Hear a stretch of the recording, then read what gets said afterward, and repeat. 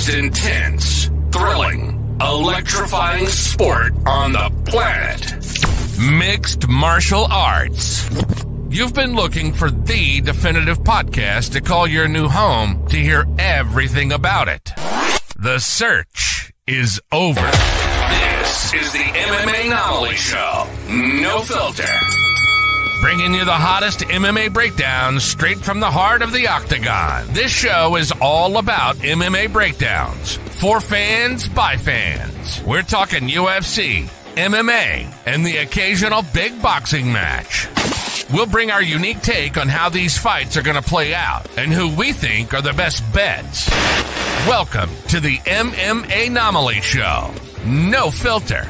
And now your hosts, Olin, a.k.a. MMAnomaly, and Emiliano, a.k.a. Jive Turkey Nano.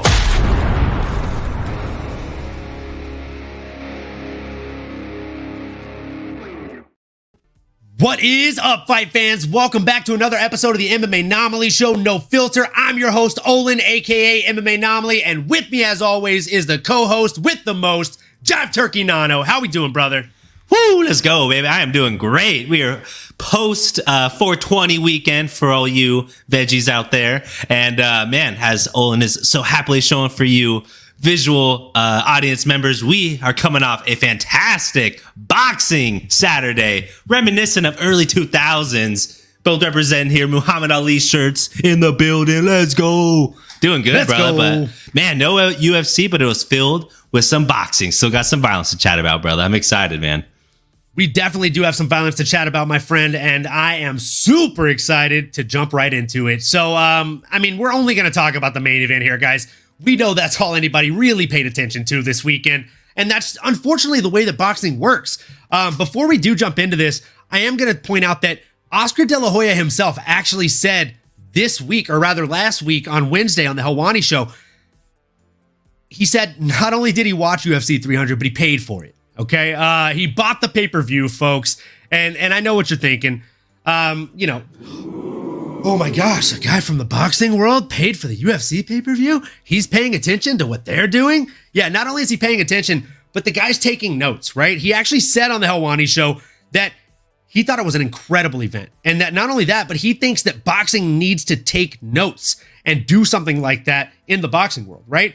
Not all the time, not every event, but maybe once a year, once every couple of years, have an event where people are watching more than just the main event, right? Because more often than not, the only thing people are paying attention to is the main event and maybe co-main event at best. And even then, that's a rarity. That tends to only happen on a Jake Paul fight card, if we're being honest here. Because people will watch Amanda Serrano versus Katie Taylor on that Mike Tyson co-main event. So, with that mouthful being said, Nano, like, do you agree? Do you think boxing could really, like, stand to gain some things from doing or following the UFC 300's lead there? Absolutely, brother. I mean, in so many ways. I mean, we can talk about a production level standpoint and how there's so much to be desired. They don't really give a lot of reasons to tune in early. Unfortunately, maybe a little bit of the product there as well. A diluted boxing sport nowadays who just doesn't have garner the same fan interest. A lot of fighters could be also on the boxing organization to build up these fighters. This is their talent, you know, all of those things. Again, it's like a chicken before the egg. Who's at fault? A lot of pointing the fingers. But for someone like an Oscar De La Hoya to admit that about a Dana White, who, if y'all are familiar, if you're listening to this, maybe you do know a little bit about Dana White and Oscar's history. But Dana has not spoken favorable about Oscar in the past. He's called him a lot of mean names, things that might be true or not, you know, like accusations. I'm going to put that out there. But yeah, man, I mean, for Oscar to say that, couldn't agree more with him. I think that shows some maturity and just the reality in his sport, somewhere that he's made his living. You know, if he truly loves and wants to see the game progress, that is what it needs to do. It needs to take a page out of Dana White's book.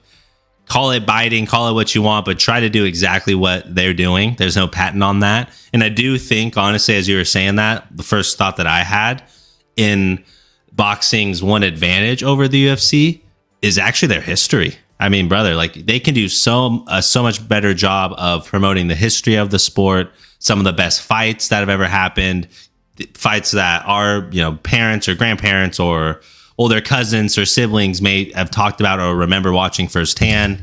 I mean, good example is the Mike Tysons of the world, Muhammad Ali's, Mayweather's, and there's so many other greats in the boxing sport over the years, over the decades. I mean, maybe a full, all of the 19th century or 20th century. It's like, there's a lot of rich history there that I think if they were to combine areas, so maybe, fights are usually in Vegas, so it's not like they're doing the UFC route where, hey, we're fighting in Philly, so let's get a Philly guy there, something like that. Or, hey, we're going to this part of the world.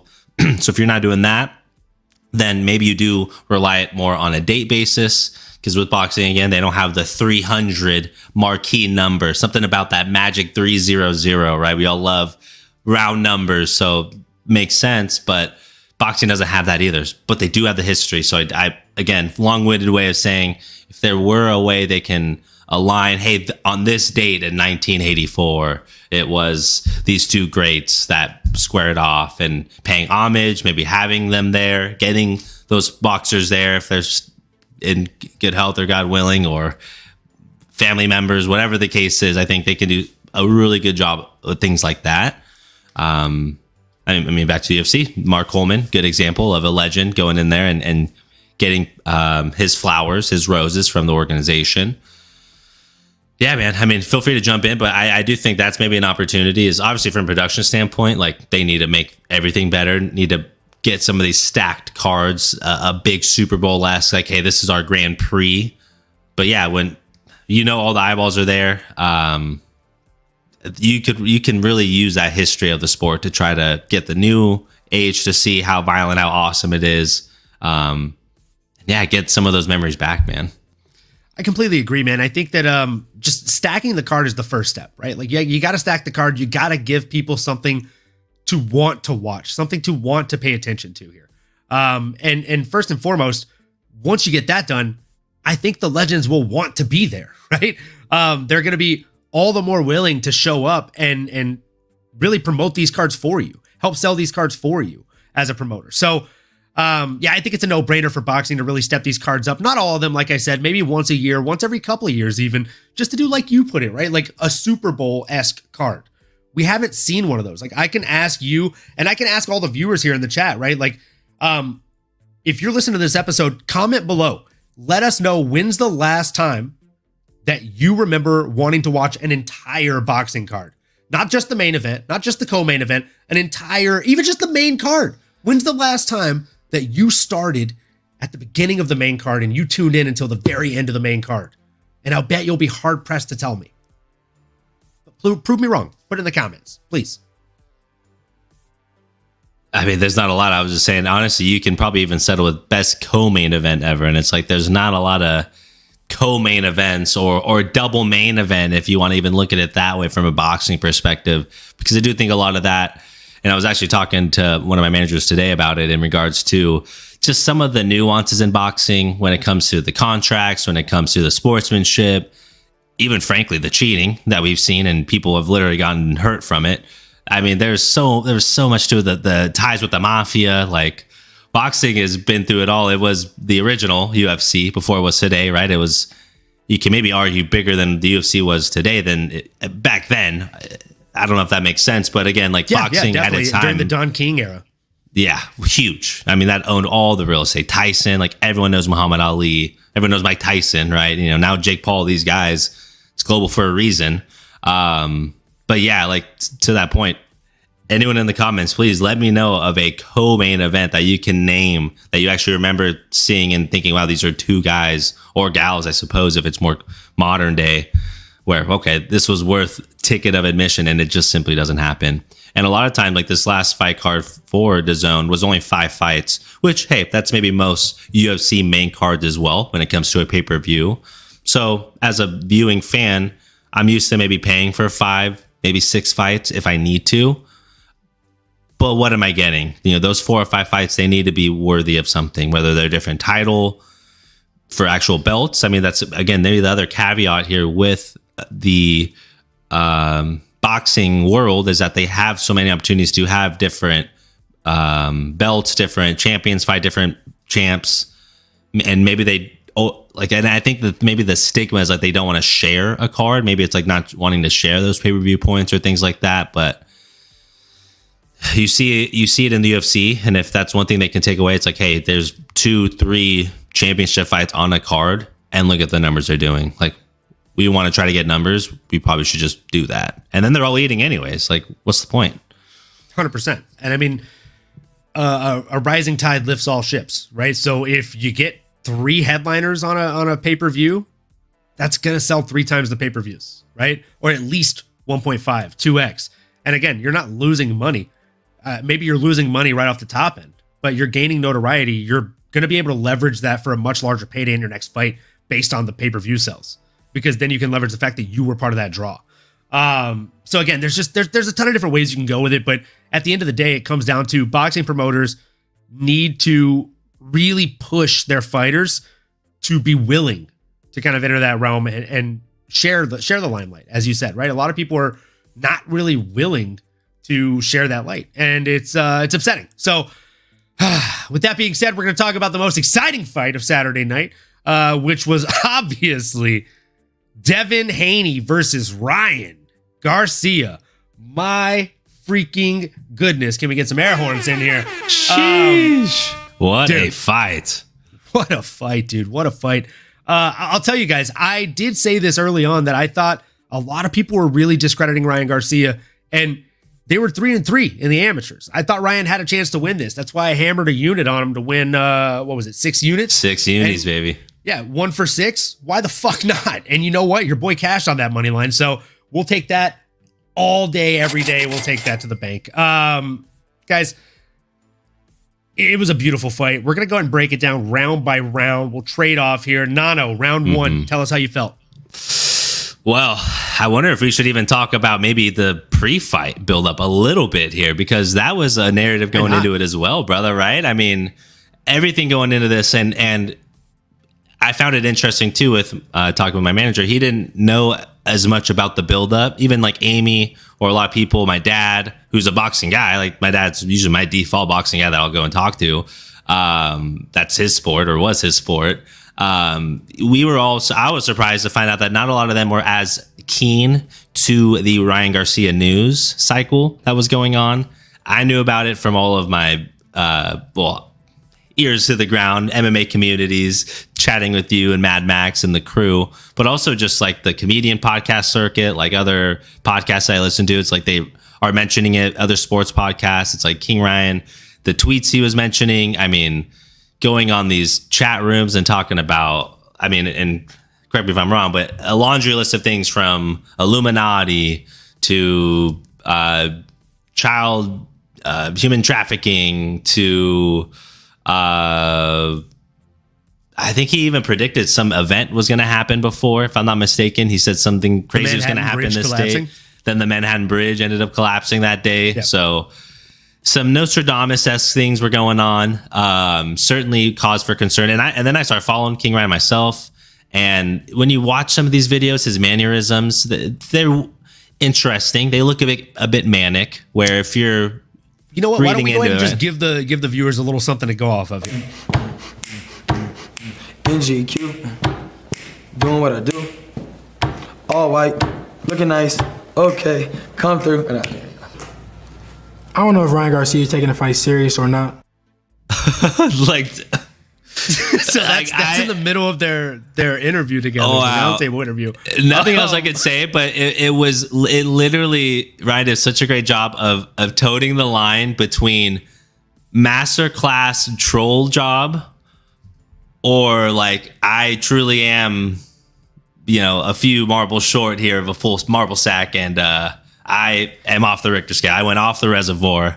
I'm sipping the Kool-Aid, and frankly, it was hard for me not to lean that side. I will admit, like, I was avoiding Ryan Garcia. If anyone were to ask, I'd say I am nervous about it. You look at the odds, and you did, and you said, well, hey, that's a little too fishy there. But yeah, man, I mean, boy, was I going into it nervous. And then you see him miss by 3 pounds, and then you see him chugging the beer, which even that, I was like, is that real? Is that real beer? Is it water? Is he just doing a stunt? but it was master level trolling at its finest. Again, He said Devin he Haney drank every single day of this fight camp. And is that real? Like, I mean, his face looks a little inflamed or bloated, I suppose, right? Like, I don't know if that's just But the I mean, extra are you comparing that to what he looked like in the last fight, whenever there was a fucking hydration clause and they already made him cut 5 pounds more than he should have cut? So that's the thing. And I do because think that's not really fair. yeah, and I do think that was one of the big things. So again, this is all leading into it. Is I'm nervous. Like, he is doing a lot of antics. He married this corn star that was real or not. Like, all these little stunts. I'm like, man, I just.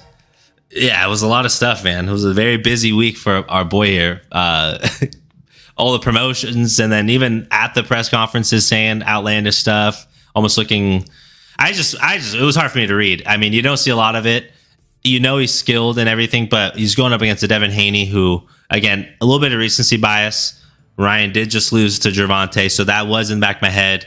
And Devin Haney just beat Lomachenko, who is one of my favorite fighters of this era. So I'm looking at it like, yeah, they're both 25 years old. Yes, they both are 3-3 in the amateur circuit, which is crazy.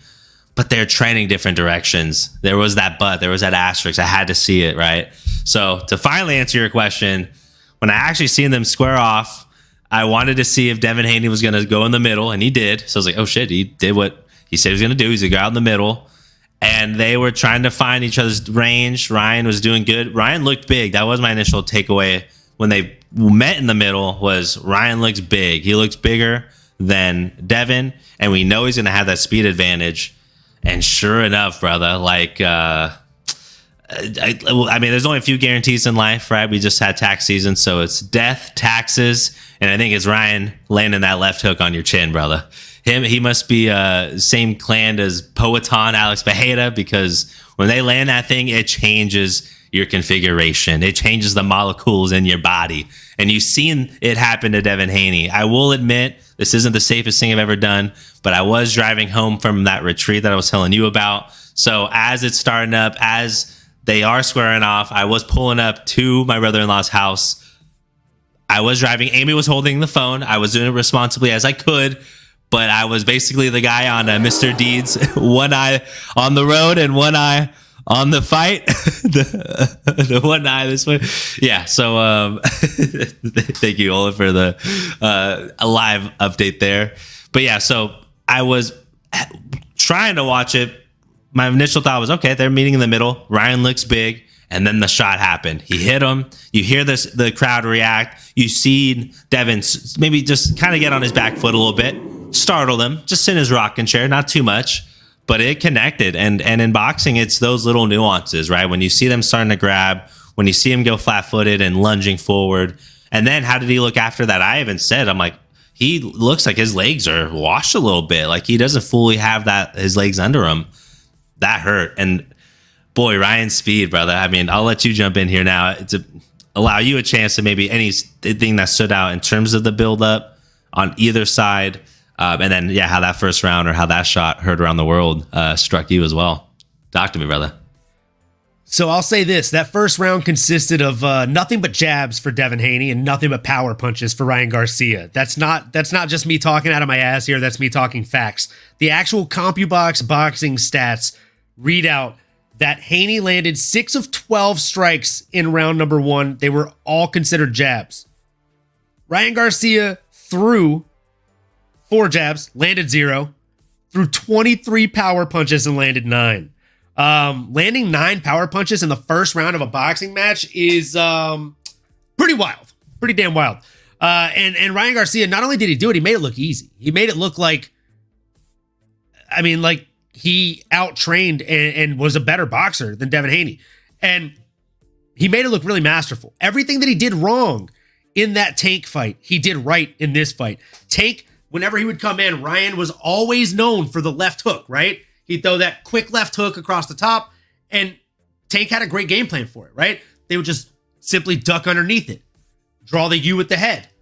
There were a lot of times where he didn't even draw the U. He actually got quite lazy in the later rounds of that fight. And he would just simply duck his head down, which very dangerous. Muay Thai coach will tell you you'll catch a knee that way real quick. A boxing coach will tell you probably catch an uppercut from a skilled boxer very quickly, right? So what happened in this fight, Nano? Well, I'll tell you. He learned a thing or two, right? And every time his opponent would duck his head, he'd eat an uppercut. And it did not bode well for him, especially in those later rounds. But in the first round, the funny thing is, Haney said leading up to this, all he's got's a left hook. All he's got's that left hook. All he needed in the first round was the fucking left hook. So, talk all the shit you want. You know, if you tell me all I have is a roundhouse kick, but I break your ribs with a roundhouse kick, doesn't matter if all I have is a roundhouse kick because I beat you with it. So if all he has is a left hook and he lands it on you and drops you clean, well, I'm sorry, sir, or rocks you at the very least, that's all he needs is the left hook, right? So he outlanded him on total strikes, and all of his strikes were considered power strikes, while none of Haney's were considered power strikes. I mean, that's the story of the first round, and it's the story of most of the fight. I think the biggest two things, as you said, where Ryan looked, I wouldn't say big. He didn't look much bigger than Haney to me. There was a slight size difference, but I feel like he just looked healthy. And if you compare it to the way he looked in that last fight against Tank, he looked very weight drained. And there's a reason that Tank put in that clause, that hydration clause. There's a reason a coked out Conor McGregor met him backstage after the loss and said, don't accept another hydration clause like that. Don't let them drain you like that again. So smart move on Ryan's behalf on not taking a rehydration clause on this one, and possibly a fatal mistake on Haney's end. So he paid for it, but that's just round one. Oh, man. After that rock in round one, round two started off with an absolute bang. You had Haney coming out and throwing a total of 26 punches, landing 14. Garcia throwing only 14 and only landing 2 in the second round. Now, to the untrained eye, it might look like he had an adrenaline dump. He emptied everything in the gas tank after getting him rocked early in the first round, and now it is bad news bears. Ryan Garcia could be in quicksand here. Oh, but to the elite boxing watchers, even to the MMA elites here, maybe they saw something different. I saw something different. I'll tell you what I saw.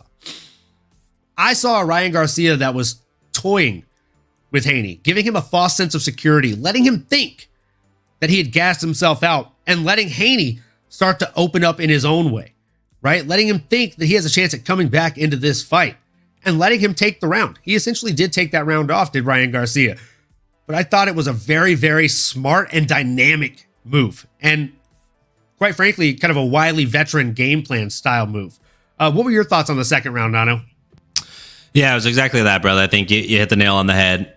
Ryan coming off a very strong round one, and in a round where he might have maybe blew his load a little bit. And to be honest, as powerful and as popular as Ryan Garcia is, how quick he is, all the compliments I could give him, he's not known for an endurance guy. He's not a Max Holloway going to kill you with 1,000 punches. That's not his style. So what I did notice him in that second round, maybe taking a little bit more of a back seat, it makes sense. He came off a winning round. You can maybe in a way sacrifice it, although I don't like playing that chess match in a boxing match where anything can happen. There's 3 judges. You saw 3 totally different scores. You saw a point taken away. You never freaking know. So I don't love the strategy, but knowing Ryan Garcia and seeing how that first round went, and knowing that Devin Haney is a great technical boxer. He is the 140-pound lightweight champion for a reason.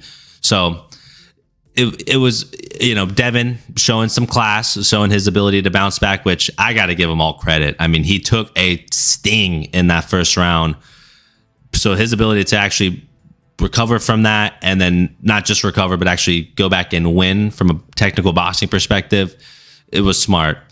And the other thing that you started to see early on and then throughout the fight was Ryan Garcia turning his back and doing sort of a Philly shell, but almost a full-on dramatized like boxing out almost, if you're familiar with a basketball reference. The booty position, bro. He was giving up the booty. He was giving up his back essentially and his rib cage, turning his head and completely facing away from his opponent. It was very interesting. You started to see that, but yeah, to your point, Devin started to outbox him a little bit this round, but more so I think because Ryan knew, okay, I can't go full throttle for 24 minutes here, 36 minutes. I gotta catch my breath again, recalibrate.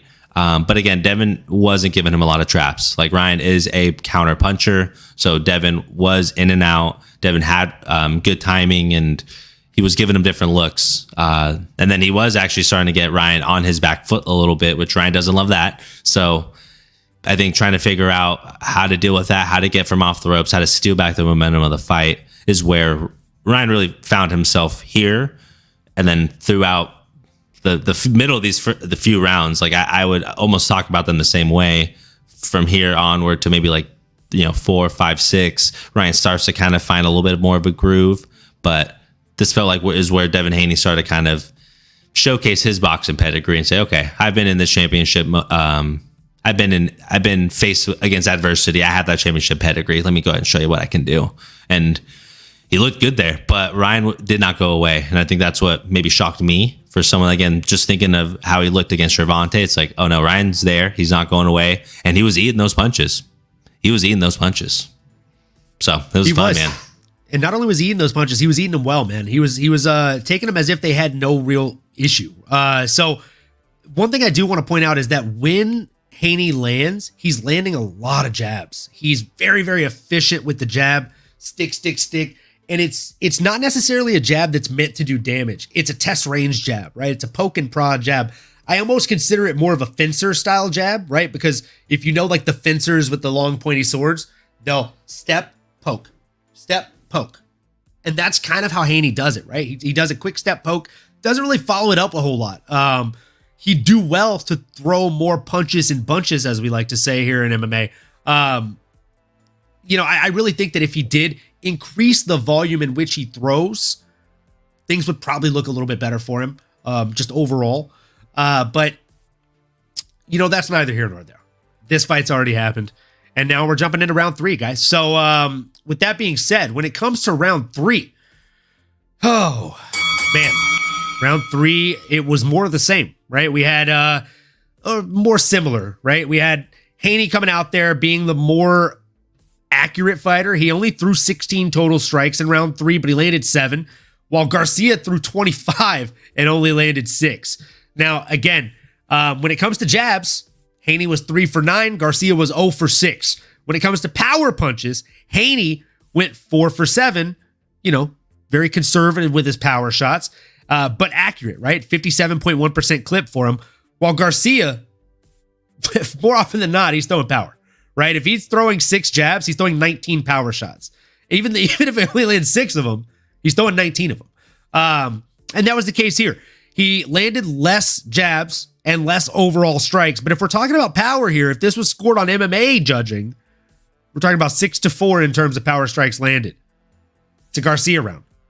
I could easily have scored that round for Garcia.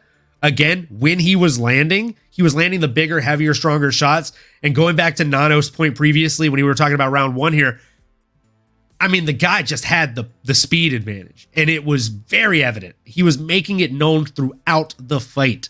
So, I gave this round very, very slightly to Garcia, but I would not be mad at anybody who gave it to Haney either. It was a very close round. Nano? Yeah, and I might have been one of those people. It just felt like the big swings and misses from Ryan were maybe deterring me from leaning to give him that round. Haney was finding his targets. He was off the center line. He was moving. He even landed on like an overhand right. He was backing up Garcia again, like I mentioned. They were grabbing each other a lot. I mean, and that's one of those things you see that in boxing. It's a little bit of gamesmanship there as well. Tying each other up, hitting each other in the body, maybe trying to get one as you're exiting. So you're starting to see a little bit more of the gamesmanship there from a boxing perspective. But it did just feel like Haney was landing his strikes a little more calculated versus Ryan trying to counter, trying to land that heavy right hand or left hand like he did early, but was missing. Started to get a little frustrated, or you could tell, at least from like a competitor standpoint, it was like, okay, I'm trying to get this guy's head off, man, but it's getting a little frustrated out there because Devin Haney was peppering him, would land, get out of range, move around again, and get a lot of chess matches going on here. Each round, each situation is really it's a long fight, but it's a lot of these little situations that are going on. And this round was a good example of just Devin trying to do what he can to be in the favorable position, landing the jab, getting the 1-2, getting to his marks, getting out of range. And it just felt like Ryan was just a step behind on the counter. I think he he being Devin was starting to get some of those reads.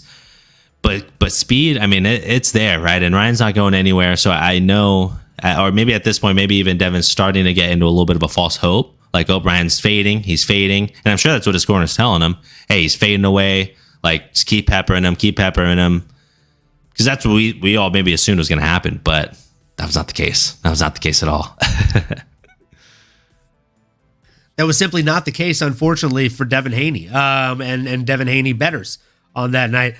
Now, jumping into round 4, Nano, take the lead. Back in it again, baby. Appreciate it, man. So, yeah, like I said, I probably would have had it at this point, maybe even 2-1 Haney, potentially, because I feel when I was watching it, I was rooting for Ryan. I didn't feel like he was winning it just yet. I felt like he was still within arm's reach. It certainly could have been 50-50, but I just felt like Devin was just maybe leading the dance a little bit more. In this round 4, it was a similar narrative, unfortunately. Haney's feints, his ability to move, even landing some body shots on Garcia was starting to worry me. It was starting to give Ryan a little bit more problems, like I mentioned. But all things considered, it was a little bit more of a slower round, in my opinion. Not too much to highlight other than it just felt like Haney was ultimately doing more of like winning in those exchanges. I think you might have the numbers that can maybe talk to how you felt from a judging perspective, but it still felt like Haney was winning at this point. I didn't feel like Ryan was doing enough to own that momentum. Yeah, I agree with you here. When it comes to round 4, I think they were dead even on power strikes. So it was 3 out of 9 for Garcia, 3 out of 8 for Haney. And when it comes to total strikes landed, Haney actually doubled up on Garcia here. He landed 10-5. And he was actually the far more accurate striker here. Total strikes thrown, it was 5 of 13 for Garcia at a 38.5% clip, and 10 out of 19, which brings up a 52.6% accuracy clip there for Haney in round 4. And again, jumping back to the jabs, which are going to be a recurring thing throughout this entire episode and breakdown, guys. When it comes to the jabs, 7 out of 11 for Haney and 2 out of 4 for Garcia here. So accuracy went up, but the volume here is still very low when it comes to jabs thrown for Garcia. He's not a big jabber. I think he'd really do well to learn how to essentially utilize the jab a lot more, as well as, like, if you're going to use the Philly shell, don't turn your back to your opponent and give up the ribcage like that.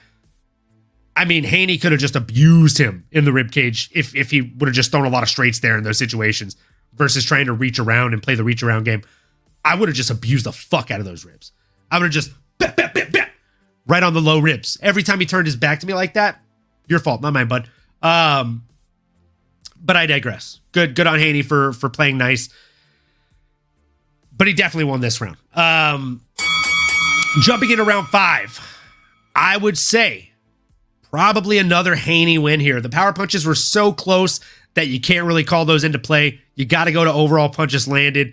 You got Haney landing at a 35.3% overall clip, Garcia landing at a 30.8% clip, and Haney outlanding him by 2 strikes. Very, very low output round for both fighters in round 5, if I'm being honest. I almost felt like both guys decided to take that round off, and this is when Garcia really knew that he was going to win this fight, because he could see that even though he's like kind of it felt like he was purposely taking some of these rounds off early on so he could pour it on later in the fight. And because of that, once he started to see Haney take his foot off the gas when he thought he was winning, he's like, cool, I'm going to come back, and now I'm going to take that confidence away from him and really start pelting this kid in the face.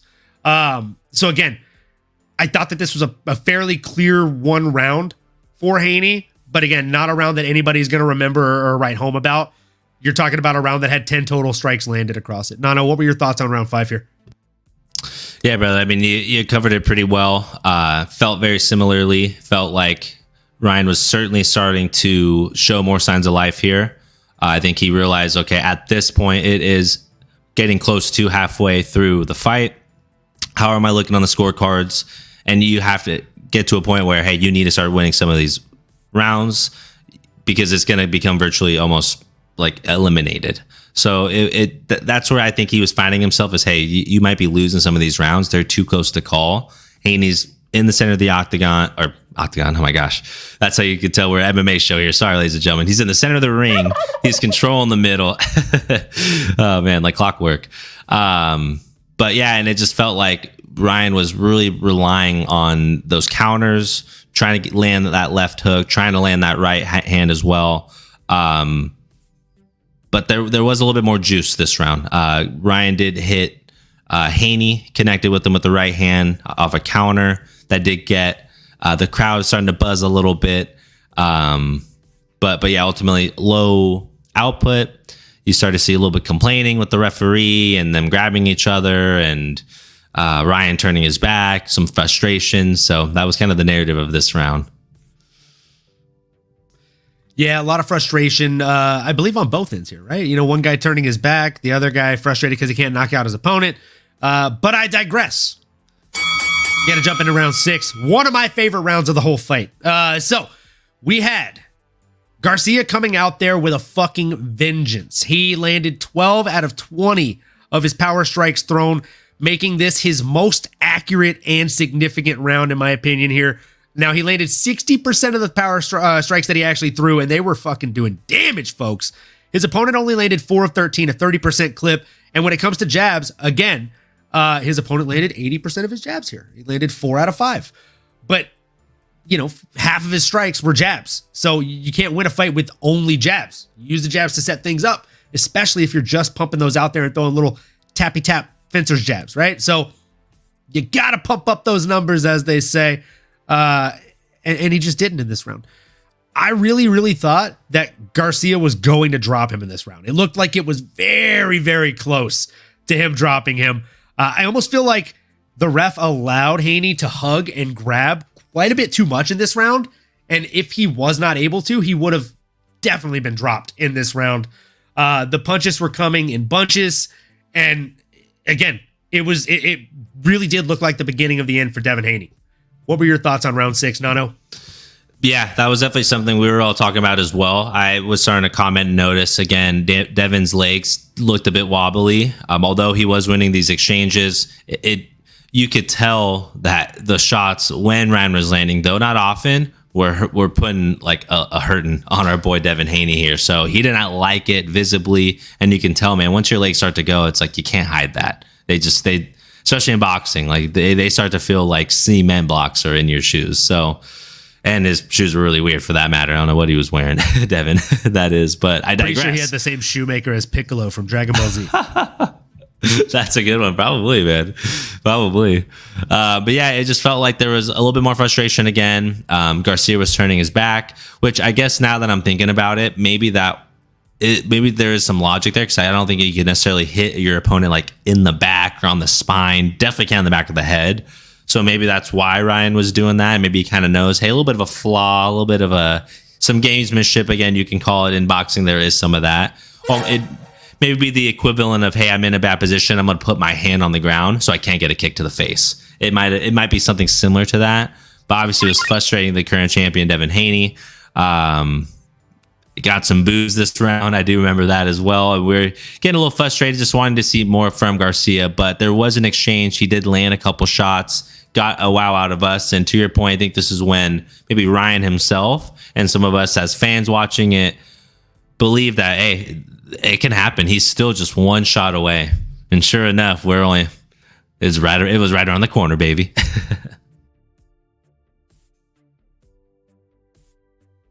Man, oh man, you are not wrong. It was right around the corner. So one of the juicier bets, in my opinion, was either fighter to get dropped in the first 6 rounds. We were so fucking close. We put like a little unit on that, but that's okay. You know, we made it back in spades here with the money line bet on our guy Garcia. So jumping into this next round here, guys. I mean, what can I say, folks? The next round was definitely one to behold. Round 7. Really solid round for Ryan Garcia. He came out there and, Vinny Vici, he came, he saw, he conquered. He landed 16 of 36 power shots thrown. That's a 44.4% clip compared to 25% coming his way of his opponent. Mind you, not all percents are measured the same. We're talking about 16 power shots to 1, okay? We're talking about Overall strikes in round 7, 16-2.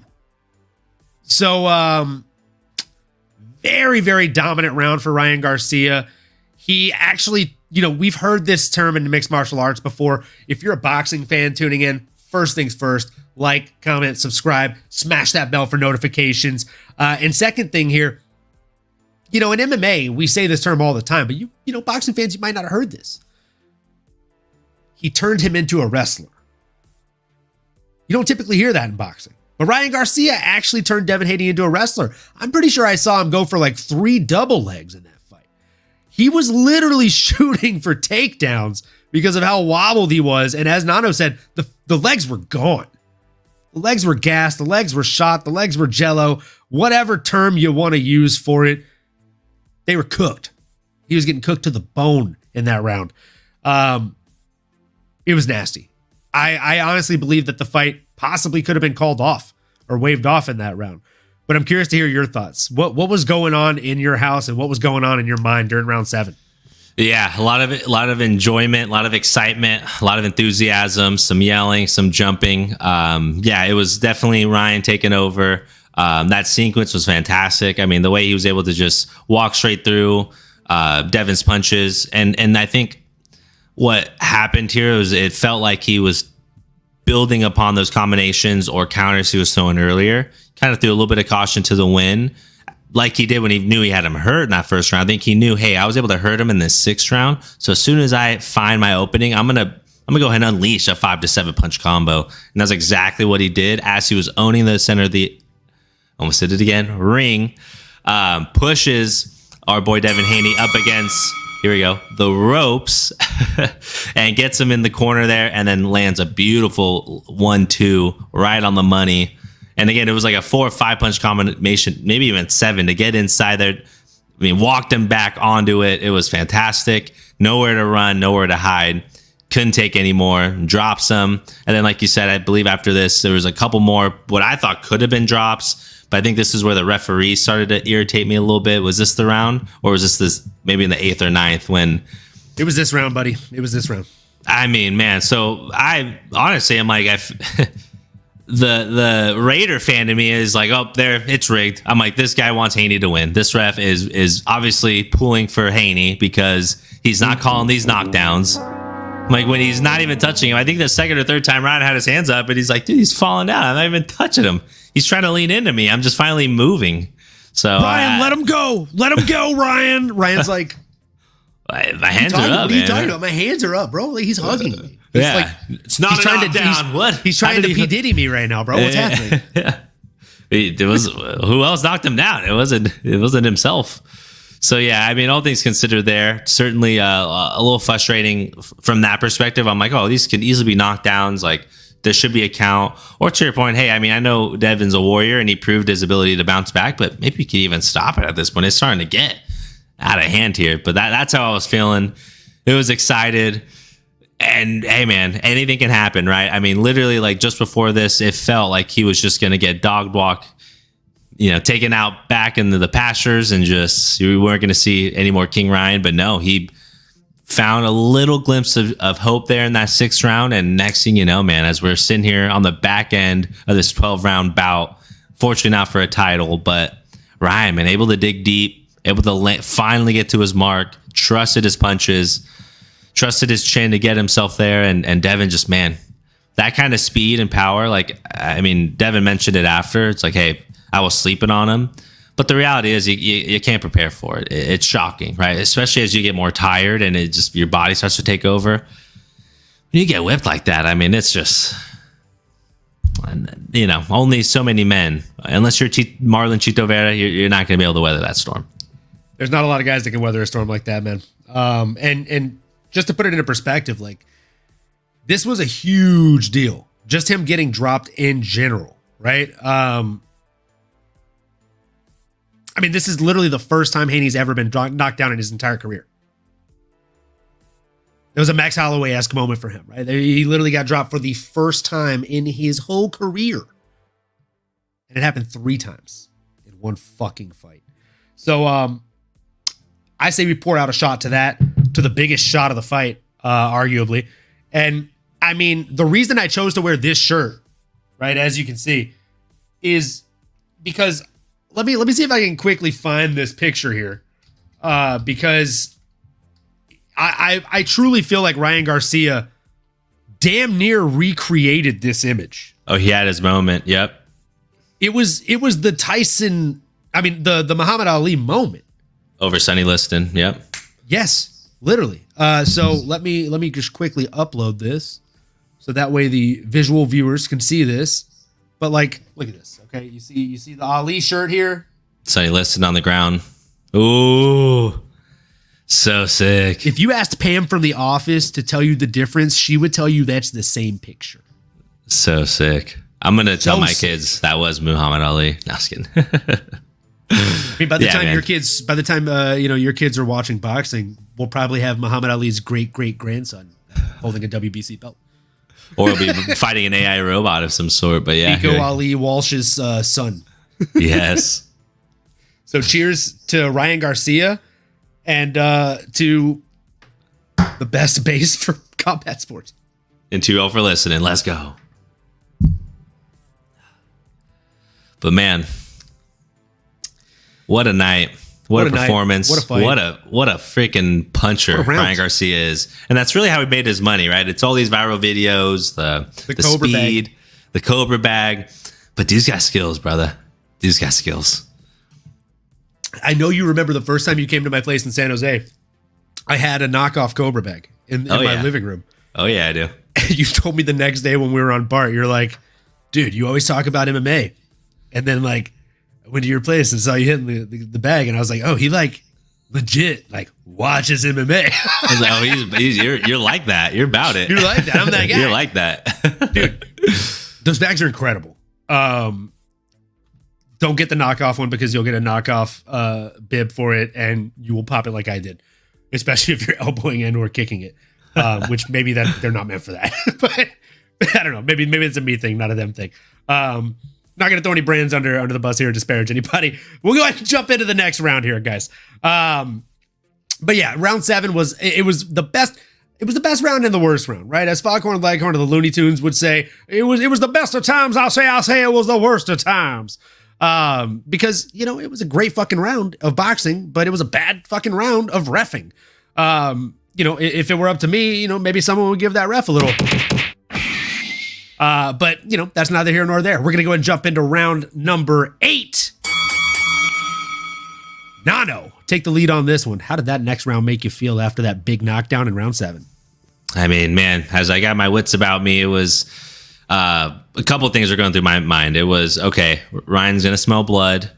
But I knew, like, in my hearts of hearts, like, I didn't think Devin Haney was going to, like, truly get knocked out for the count. Like, I had a feeling, like, he's going to be right back in there. Like, don't think that he's gone. Don't think you got it in the bag just yet. Like, I know that's natural instinct, and you're going to want to go out there and headhunt, but I was really hoping to see Ryan show some poise, show a little bit of, just ease up the tension a little bit, right? Let him fall into that trap. You got plenty of time, but what you don't want to do is gas yourself out, and then you have another 8 minutes, another 3-4 rounds of fighting, and you got nothing left. So that was my initial thought.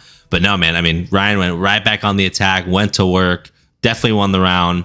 But Haney, I mean, I give Haney all the credit in the world. I mean, he stood in there. He made it a war. He made this a fun round. He gave Ryan every opportunity. I mean, everything Ryan was doing, he was sitting in the pocket. But, dude, I mean, the way Ryan just started clubbing him with some of those right hands, the way Ryan was just able to start ripping the body, going upstairs. Haney was responding as well, but just simply wasn't enough, man. Such a good back and forth. And then, so this was the round that was the point taken on this round? The point was taken on round 7. The point was taken on round 7. Okay.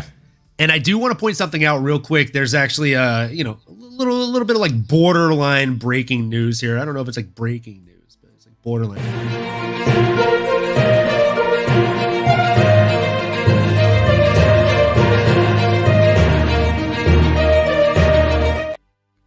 All right, guys. So the breaking news here is apparently Eddie Hearn of Matchroom Boxing has made it clear that Matchroom Boxing actually wanted Ryan Garcia to re-weigh in on Saturday, the day of the fights, just so they could see how much he weighed walking into the ring. It was then pushed back against, not by Ryan Garcia and his team, but by Bill Haney, Devin Haney's father, because it's known that Devin Haney blimps up and rehydrates to massive numbers, and they did not want him to have to weigh in again on Saturday.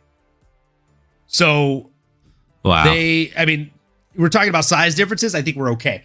Granted, you know, True. I'm never going to advocate for somebody to miss weight. I think that's a scummy move overall. But I mean, I don't think he was a weight bully in there. I just think he was the better boxer. Yeah. Yeah. And honestly, hearing Ryan talk about it after, I mean, I feel for him. I hear him. Maybe it was just one of those things. Like he did, I guess, no, not that we have to keep the viewers waiting, but he just mentioned that he just wasn't able to cut the 3 pounds. It was one of those things. It was one of those things. Oh. I think it was. That's fair. And that's where, like, if all that is true, I'm like, God, like how, like, he contradicts himself. Like he kind of reminds me of like that friend you grew up with, where it's like maybe you don't always believe everything they say, or you don't know. It's like you kind of have to like read between the lines. It's like there might be 80% truth there, but there could be some BS. It's like my buddy Jack's uncle, his uncle Chuck. Every time he'd tell a story, it would start with, like, no matter what the story was. Yeah, you know, this guy, blonde hair, blue eyes. He stood about 6'3", 260 pounds. Like every single story. Oh yeah, it's always some linebacker guy. Like, or good Lord, every single story you have actually stars Captain America. Wow. Yeah. Or the girl he saved was Megan Fox. I get it. I get it. Yeah. I get it. Literally like the funniest shit, dude. Yeah. I have so many family members that are like that too. What's funny is Mary it. thought that I was that guy, and then she met my family and she's like, wow, those stories are actually true. Yeah, I just have some animated stories, but these people, they could, you know, get paid for it. But yeah, I mean, that's almost how it felt a little bit there, to be honest. You know, it happens. It does happen. Yeah, but yeah, you know, so I guess boxing that's is a the risky case, business, and he's playing the whiskey business. I think that's I guess too much tequila. I guess, yeah, that's where I just, man, it's hard for me to read between the lines, like what's real or not. But if he really was drinking every day and he missed by 3 pounds, that's crazy, because he could be the champion right now. Like it's that serious. But to hear him say like my body shut down, like I wasn't able to do it, like I can only get to, you know, whatever. And then I think he followed that up by saying I'm never fighting at lightweight again, which I think is like 135 or 137 or something. He said he's never fighting at 140 again. He already said he said in the tank fight that he wasn't going to fight at 135, and now he said he's not going to fight at 140. So he's only fighting 147 and up. Which those guys get scarier and scarier. And how much of that is discipline, right? Is it just, hey, I can do it, or I am choosing not to, right? Maybe it's something in between there. But he does look bigger. Like he's certainly filling into his frame a little bit. Yeah, I'm gonna jump in here. Sorry to cut you off. I'm gonna jump in here real quick and say I think he can do it. I don't think it's a matter of can he do it or can't he do it. I think more so it's a matter of, like Dustin Poirier, could he make 145 for the rest of his career? Absolutely. Was he getting dropped 2 to 3 times a fight at 145 every fucking fight on average? Yeah. He was taking lining off his jaw, taking lining off his brain. Like, you're depleting the water in your skull, in your body, in your organs. You're depleting every part of yourself to make that weight. It's not good for you. It's great for your opponent. So, like, what are you doing? With all due respect, that's the only reason Dustin Poirier has ever lost a fight to Conor McGregor. He fought him at the wrong weight class 1 out of 3 times. What happened the other 2? They were at the right weight class. He fucking smashed the guy. 1 out of the 2 times, he literally broke the dude.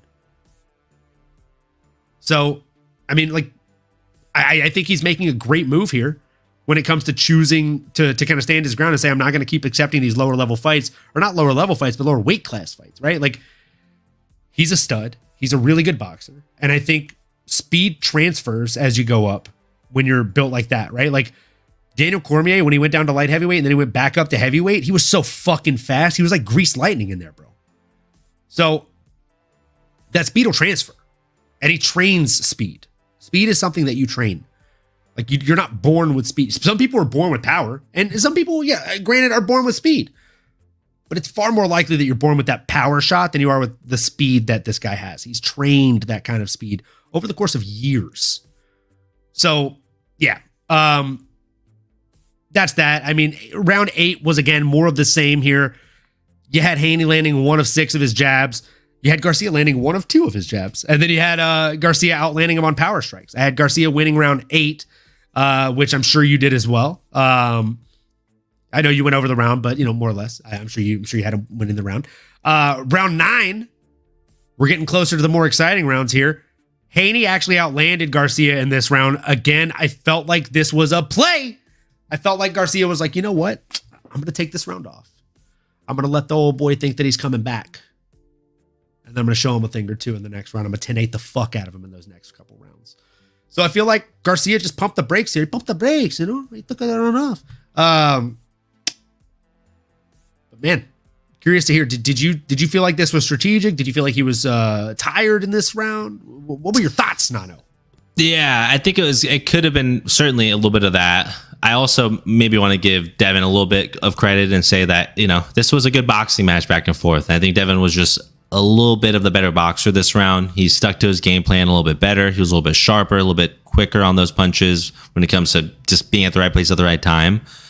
A little bit of a slower round here again, I think, especially coming after some of that excitement. We're looking for, I mean, honestly, I'm looking for Ryan at this point. I'm talking about the boys where it's like, I don't think if it goes to the decision, like even if he, based on how like those middle rounds went, like I didn't know how confident or how close Ryan was or not. I almost felt like, hey, he might need to put him away. Like if he's going to lose any of these rounds, like it's like, it might be in like do or die territory was how I was feeling.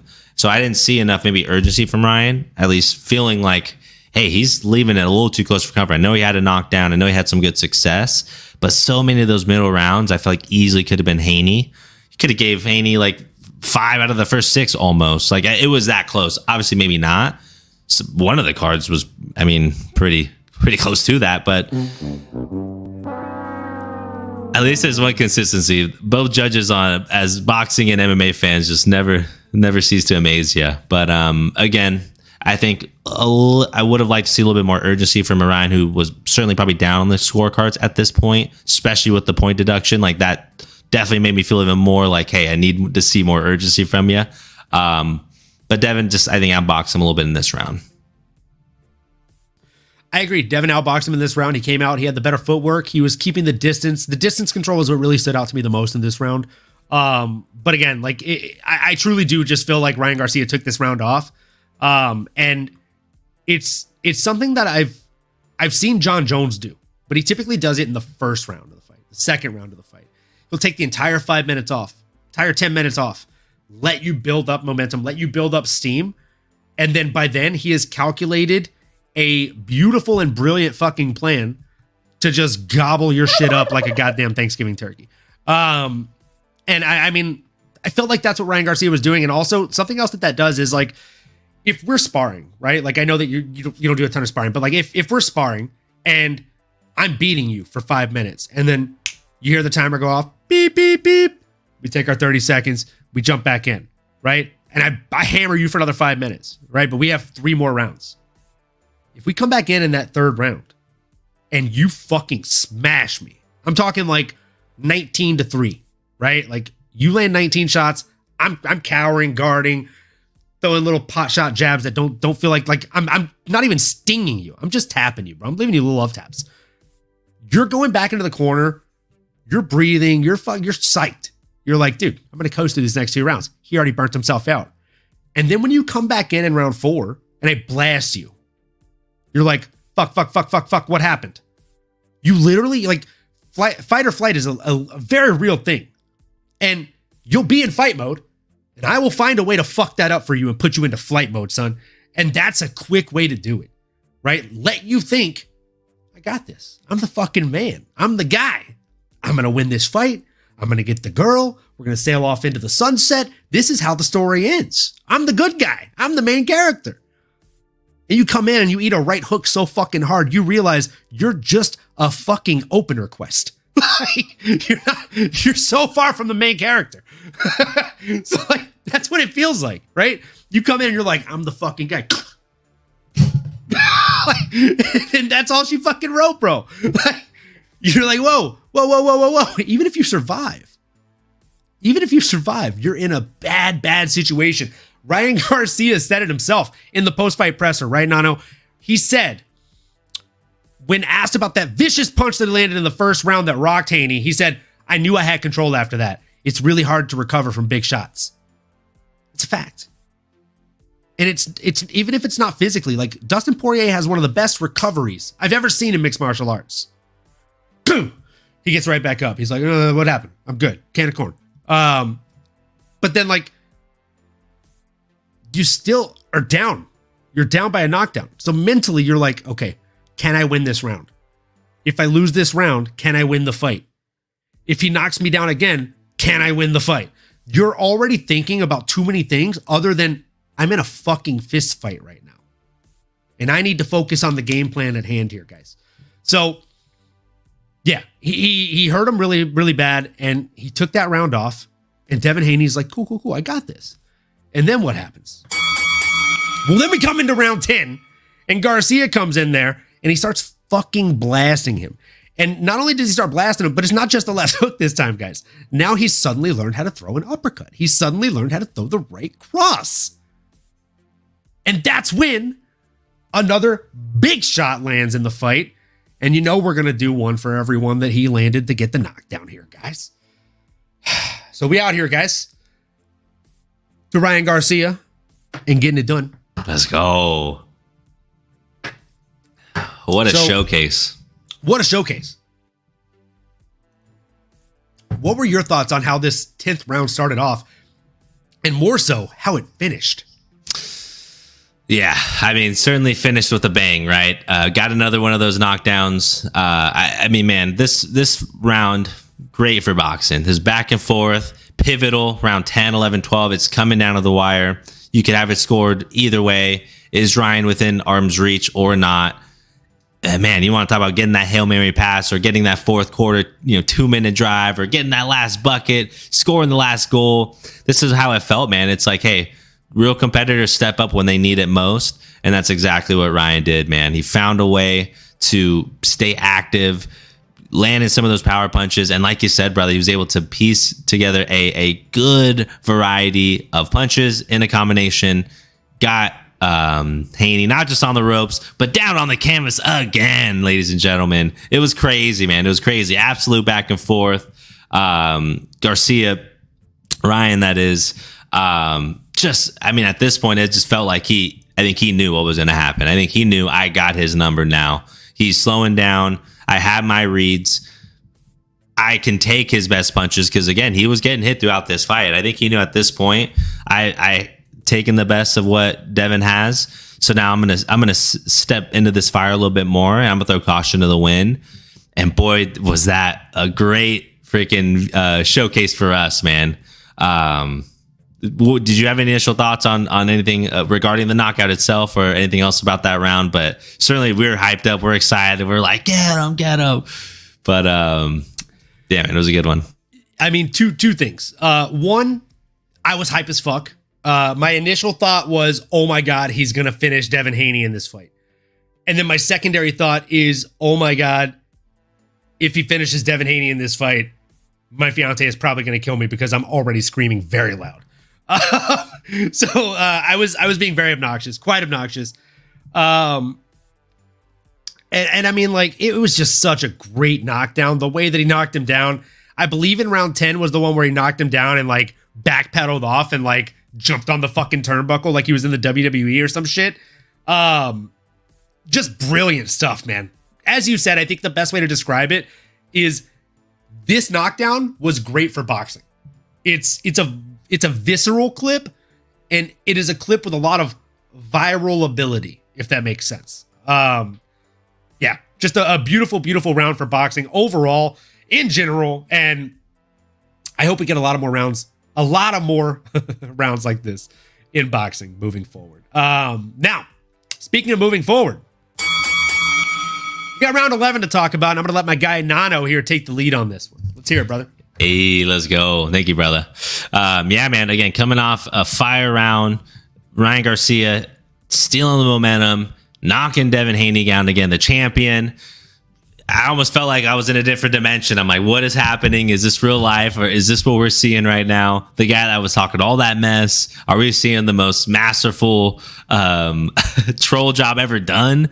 Like the ultimate heist right now? And essentially, yeah, round 11 reconfirmed it, brother. For me, Garcia just continued to walk down Devin Haney. And you could tell he was, I mean, it was a great white shark with blood in the water there. He knew what was at stake. He knew he had control of it. And so at this point, you see him start to get a little loosened up, start to show a little bit of sportsmanship. But man, I mean, that left hand that landed this next round, I mean, my goodness, brother, my goodness. This one, I mean, when you watch the slow-mo and you watch all the different angles, I mean, this literally put Devin into that alternate dimension that I was talking about earlier. Wow. Yeah. I mean, eyes rolling to the back of your head, like one of the cleanest left hooks you'll ever see. I think it easily could have been stopped at this point, but again, that ref was on his own agenda. Maybe he had some bets on the over or decision, but yeah, that. And also, Devin Haney is a freaking Terminator. His ability, Devin Haney's ability to respond and to even get back up, to have his wits, to go out there and finish the fight. I mean, dude, absolute stud. I mean, that is what champions are made of right there. So I give him the absolute ultimate respect. But boy, did Ryan put a mean one on him, dude. That punch was nasty. I've watched this so many times over and over again. It was a good one. Anything else to say to you about round 11? Woo-wee! Man. As they say in Texas, yeehaw! Or as we say in Louisiana, hey! That was a good fucking hit, baby. Oh, man. That was one heard around the world. That was just, I mean, come on. It was just a sight to behold, right? It was nice. It was really, really nice. And in its entirety, very, very quickly, just going to play a quick compilation of those strikes for you. Let's hope we don't get hit by the DCMA here.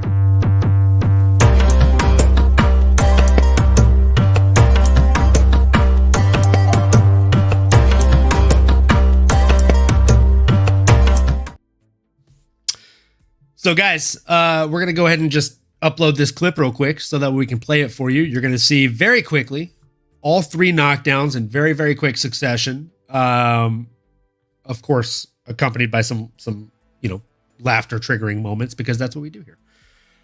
So as soon as it finishes processing, which should be in the next like 5 or so seconds, 4, 3, 2, 1. I was wrong. It's still going. Oh, just kidding. NGQ, doing what I do. All white, looking nice. Okay, come through. I don't know if Ryan Garcia is taking the fight serious or not. A few moments later.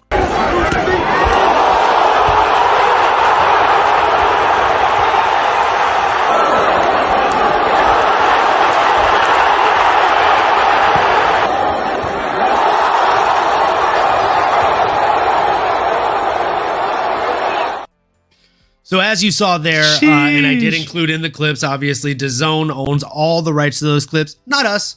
We don't own shit. We just own the MMA Show, no filter. That's us. Make sure you like, comment, subscribe.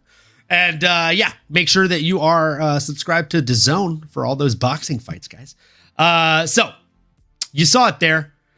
Obviously, there were a lot of celebrities in the crowd, right, Nano? I mean, there were a lot of people there in attendance, a lot of big names. But I think the biggest cameo of all that we saw that night was Left Hook Larry. He made quite a few appearances on screen. Am I right? Left Hook Larry, he was just fucking taking up a lot of space front and center.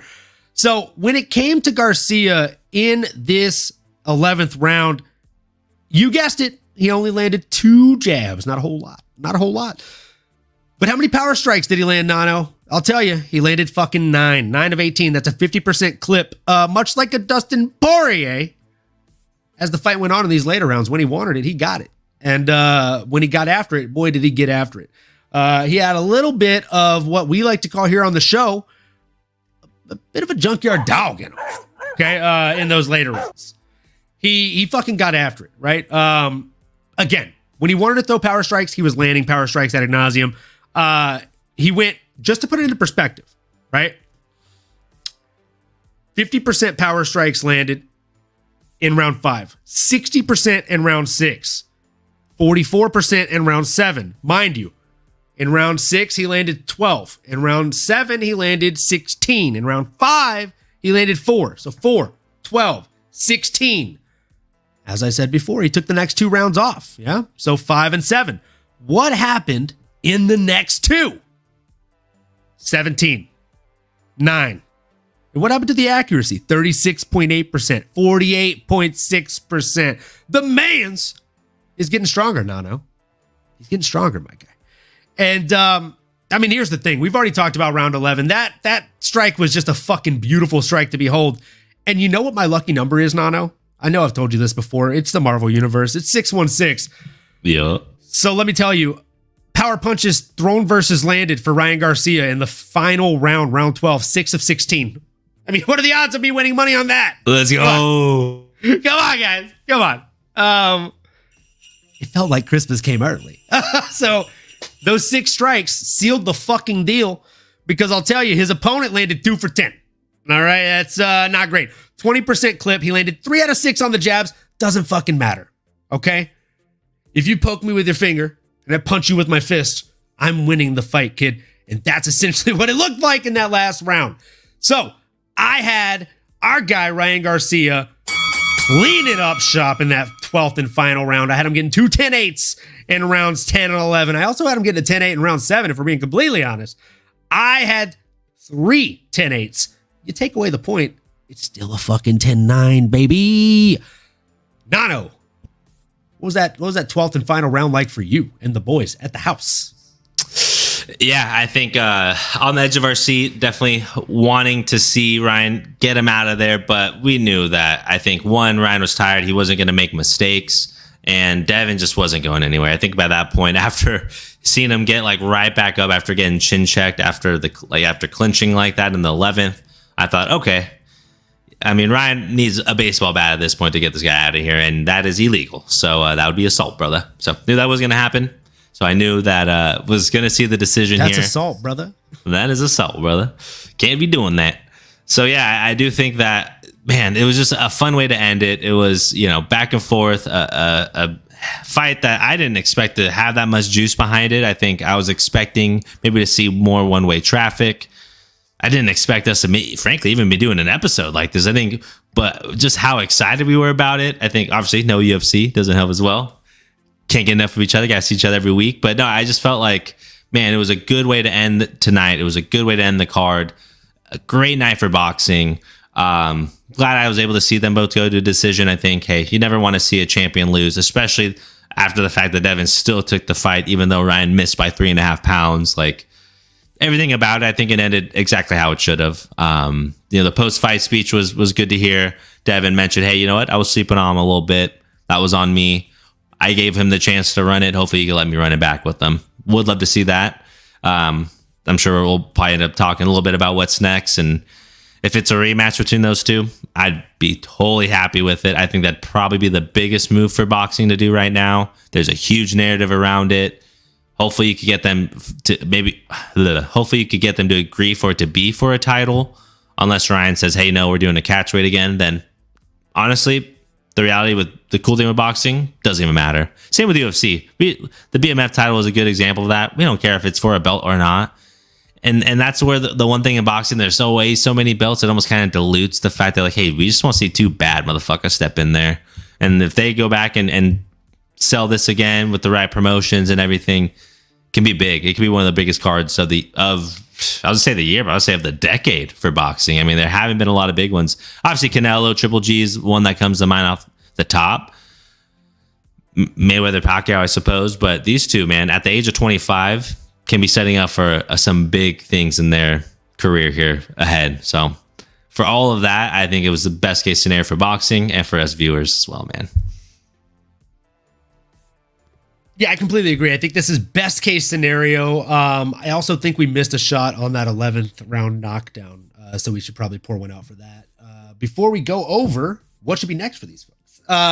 Now, as I'm pouring up my shot, because I'm great at multitasking, I'll go ahead and talk through this with you a little bit. Now, I don't think that there should be a rematch.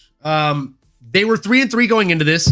In my opinion, weight miss or not, this was for all the marbles. You don't want to take it. Don't take the fight. He missed weight. That sucks. But you could have said no. And you didn't. Instead, you said, oh no. About 7 rounds into the fight. Actually, about 40 seconds into the fight, if we're being completely honest here. So, if we're talking about what's next, I don't want to see a rematch. I need it. No, I'm kidding. If it's up to me, like I don't necessarily need to see the rematch on this one. I would much rather see something new. So I do have a couple of names on the tip of my tongue here. But I'm curious. First, we'll do our shot. Cheers to the people. Whether you're new, old, returning, somewhere in between, make sure you like, comment, subscribe, smash that bell for notifications. If you drink alcohol, do a shot with us right now. If you don't drink alcohol, drink some water. Stay hydrated, folks. We love you anyway. Agreed. Thank you all. Hoo-wee. So, now, jumping back in. There's a number of names that could make a lot of sense, all the way down to a Teofimo Lopez. I'm curious to hear, though, Nanokin Skywalker. Who do you have on the tip of your tongue? Do you have anybody else other than Devin Haney on the tip of your tongue as to kind of who would wet the palate for you? Man, I mean, I feel like the Devin Haney Garcia makes the most sense for me personally. I think even for the boxing sport, it's like you can book that later this year and it could be huge. Why mess around? Why worry about injuries? Why lose the juice that you already have here at your disposal? If not, hey, Devin Haney got hurt. I think he might have broke his jaw, supposedly, or maybe he just doesn't want to run it back with Ryan, who missed weight. Maybe they can't agree to terms. Then, honestly, man, I mean, how do you not want to see Tank Davis and Ryan run it back? If you're Tank, Gervonta Davis, you don't really want to take that fight at all. There's no benefit, no need. You're probably on to bigger, better things. But as a fan, that fight without a hydration clause at a catch weight or at a 140 or 142, sign me the fuck up. I'd love to see that. But I don't think it happened. So, I don't know, man. I don't have anything else realistic top of mind. What about you, brother? I have not one, but I have the next 2 fights lined up. If you'll bear with me here for a minute. Got me. So I'm ready, man. I'm going to talk to you, Goose. So the first one, I think you should fight Boots. I think you should fight Jaron Ennis. Jaron Ennis is the current IBF belt holder of the 147-pound division. So International Boxing Federation, he is arguably one of the best boxers in the world right now, in my humble opinion. I think he's right up there with Bud Crawford. I think he's maybe 1 to 2 steps under Bud Crawford. Now, if Ryan's really that guy, if he's him, right, as the kids say, if he's serious about going up a weight class and being El fucking Matador, I think this is the fucking guy. I think Jaron Boots Ennis is the guy. And not only that, but I'm not sure if you guys have seen the backstage clash between Matchroom promoter Eddie Hearn and Ryan Garcia's dad. Ryan Garcia's dad comes back there and essentially says, hey, fuck you, man. You discounted my son. You discredited my son, blah, blah. You thought he had no chance. Fuck you. And he basically puts his cock on the table and says, who you got next? Who you got next, my boy? And Matchroom promoter Eddie Hearn literally says, Boots, Jaron Ennis. He's good, isn't he? And he goes from fuck you to, hey, remember back when I was saying fuck you? I'm really sorry about that. Let's shake hands. Sorry about that. And he's like, I gave your son. I give him his props. And he's like, give it to my son. He's like, I did. When he walked back here before you. He's like, I didn't know he was capable of. I'm not going to predict. I'm just going to say what I know. So he basically all but offered Jaron Boots Ennis. And that's his fucking promotion manager. So we already have a promotion ready to put it on. Yep, it's there. It's there. It's low-hanging fruit, kids. No fight happens without a promotion, so that does make sense. And now I'm going to be a little bit crazy here, right? If he comes up to 147, and this is me being very crazy, I think Jaron Boots Ennis is terrifying. Now, do you know who Jaron Boots Ennis is? You can be honest. I had to look him up. I'll be honest. I haven't been as connected, but I looked him up right when we were talking. Recognize his face. Quickly looked at his highlights. Dude's a beast. I mean, he looks big though for 147, and that's I think the whole thing with Ryan, where it's like how big do you really want to go here? Because that dude's a monster. So I wasn't familiar with the name, but after I saw him, I was like, okay, yep, this guy. So okay, I'm actually happier that you don't know who he is, because now I can kind of like not only tell the viewers a little bit about him, but I can tell you a little bit about him, and the viewers can kind of react with you, right? It's more fun that way. So Mary actually asked me in the car yesterday, we were talking about the fights because she watched them with me, and she's like, do you have somebody on the tip of your tongue, if you guys were to do an episode on this, of who you think would be next? And I was like, I think Jaron Boots Ennis is a perfect matchup for him. And she's like, why? And I was like, because he's the scariest guy, and because Devin Haney has said no to him numerous times. And if Garcia beat Haney, and then he says yes right away to the guy that Haney's turned down, he is him. He's that fucking guy. And so, of course, Mary being that girl, she responded with, well, do you know why Haney has said no to him? And I was like, yeah, because he's fucking got Thanos level power, bro. Like, he's got the power stone. And she's like, he can't be that good. And so I pulled up his box rec, and boxrec.com, really great site. Shout out for your stats. 31 professional fights, Nano. Don't know if you know this about him, okay? 31 professional fights, 31 professional wins, 28 professional knockouts. Are you fucking kidding me? It's a knockout artist. In boxing, he's punching people with pillows on his hands, and he's still saying, go to sleep. Like, bro, dude he's that fucking guy. And so, of course, again, so that the viewers can see your reactionary face, Bear playing devil's advocate in the best way possible, as she usually does. She leaned over in the car. She's all, yeah, but who's he knocking out? We know how boxing is, right? Like, they fucking serve up cans. So I'm like, well, let me tell you, babe. Let me tell you. Last guy he fought, 26-2 with 24 KOs professionally. Guy before that, he's 23-2 with 13 KOs professionally. Guy before that, he's 20-1. The one loss coming by way of fucking Boots, also with 12 KOs. So his last three opponents, just his last three opponents, have had 49 knockouts between the three of them in their professional careers, not including the amateurs. And you know what Boots did to him? Do you know? He knocked them all the fuck out, kid. Every single one of them.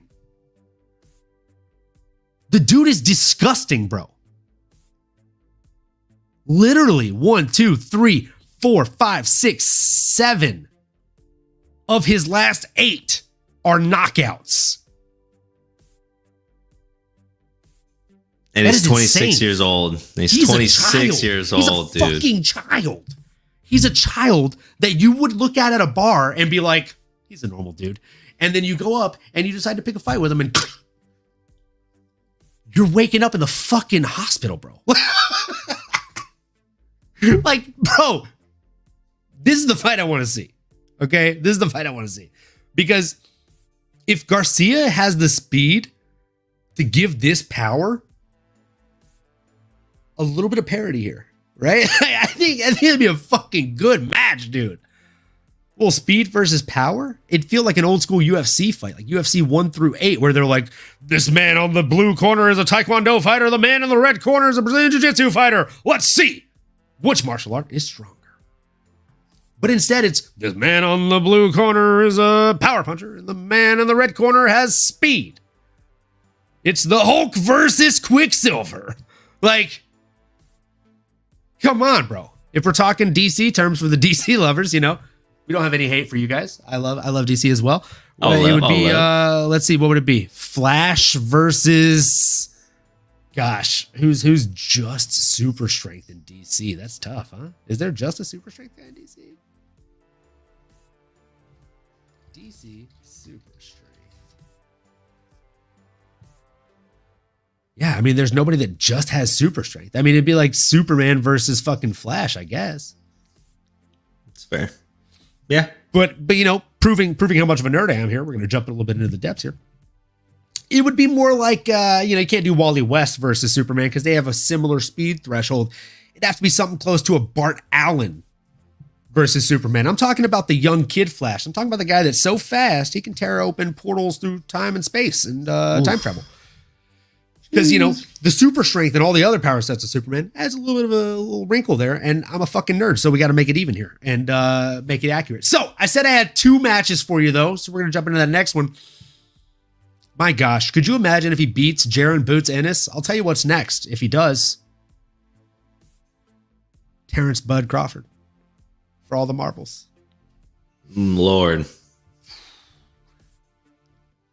I think Crawford schools him. Make no doubt about it. I mean, we already did an episode. You can check that out. I did call the win on that. Probably the biggest bet I've cashed in the entirety of the show. I put 10 units on 2 knockdowns and a finish. You did. By way of Bud Crawford. His opponent had never even been knocked down 1 time. He got knocked down 2 times. It happened. So, you know. I just think Bud's that fucking guy. You know, just like with Ryan Garcia. I mean, I texted you the day of with a hunch. I knew, bro. I had a feeling. You got to go with your gut. We always know that. Do what I do. And what I do. I mean, all right. Looking nice. That's it. That's all I got. That's all I got. Left hook Larry. No, that's so yeah. I mean, obviously, I feel like you are down for the Boots Ennis fight. Oh yeah, that's fire. That'd be fire. It's a big jump, not just like divisions as you go up every few pounds, but that's a revolutionary jump. That's huge, man. That'd be big for him. Big for the sport as well. If he fights Boots and he beats Boots,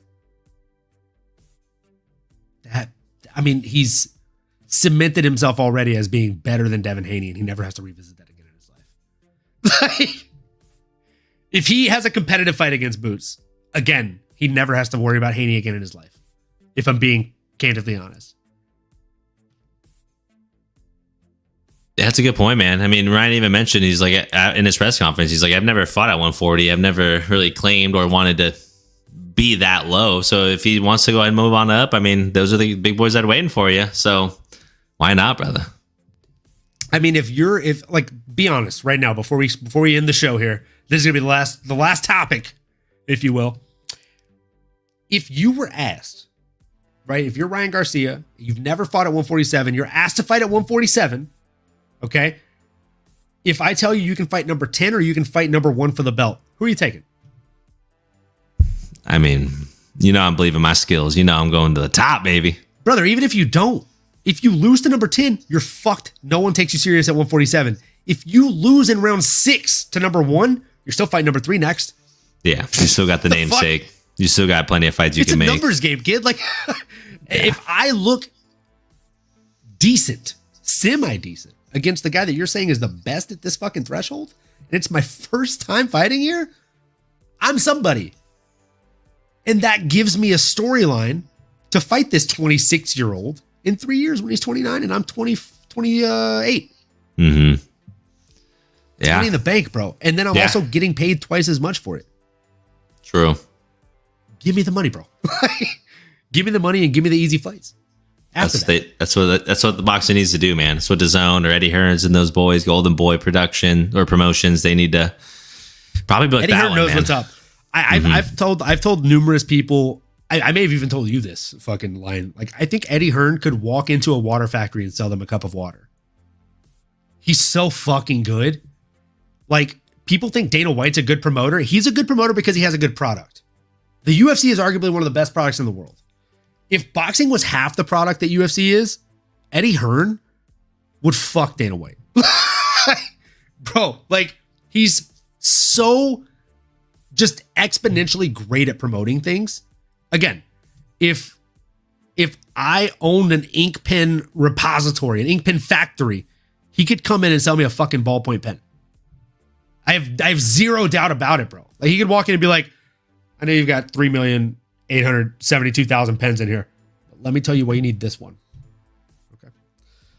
But he'd walk in and be like, let me tell you why you need this pen, right? This pen right here is one of the cleanest writing pens you'll ever see in your entire life. All right. Clean left hook knockout from this pen right here.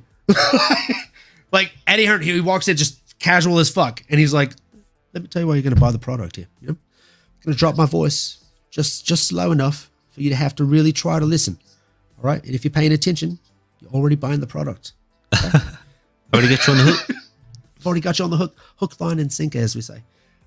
So, I mean, that's it, guys. We had to do an episode about this fucking Ryan Garcia versus Devin Haney episode, or this Ryan Garcia versus Devin Haney fight. I can't even fucking speak. I'm so excited. Just for what the future holds. We're still reeling from UFC 300, and we had to jump into this. I mean, I was stoked that we had something. It was like they threw us a bone here, guys. It was a one bye week from the UFC, and we appreciate the combat sport gods for handing us something down. Thank you so much. So, again, whether you're new here, old here, somewhere in between, make sure you like, comment, subscribe, smash that bell for notifications. And as we like to say here on the podcast, always keep on going and keep on growing. And we'll see you in the next episode. You've been listening to the MMAnomaly Show. No filter. As you may have been able to tell, we dig the MMA, and our passion is to dive deep into the upcoming fights, give you our expert breakdowns, and help you make sense of all the chaos that is the fight game. We hope you've enjoyed the show. If you did, make sure to like, rate, and review. We'll be back soon, but in the meantime, make sure to find us on YouTube, Twitter, Instagram, and Twitch at MMAnomaly.